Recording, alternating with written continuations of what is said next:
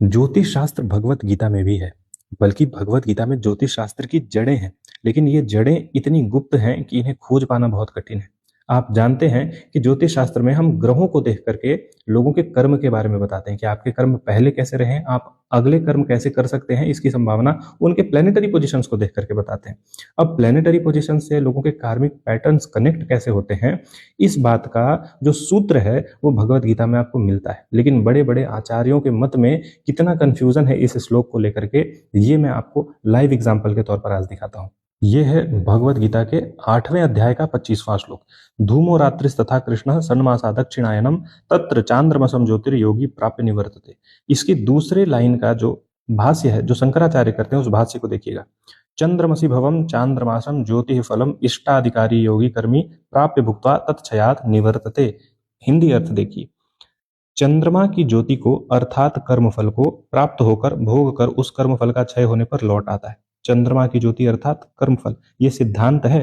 कह कौन रहा है? भगवान श्री कृष्ण। चांद्रमसम ज्योतिर, और भाष्य कौन कर रहे हैं? भगवान शंकराचार्य। अब और मत देखते हैं। गीता प्रेस गोरखपुर की जो अनुवाद है भगवत गीता की, उसमें क्या लिखा है?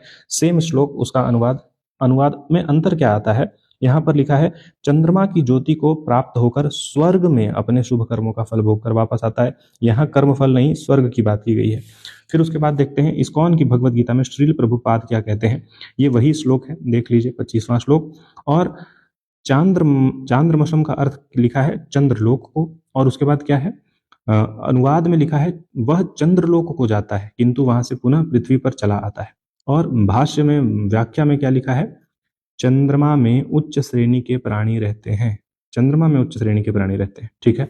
और अन्य भाष्यों को देखते हैं, ठीक है।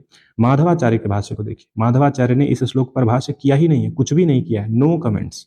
और अन्य भाष्यों में जब आप वल्लभाचार्य के भाष्य को देखिएगा, वल्लभाचार्य यहाँ पर पितृलोक का भी वर्णन करते हैं इसी श्लोक में। रामानुजाचार्य भी पितृलोक का वर्णन करते हैं इसी श्लोक में।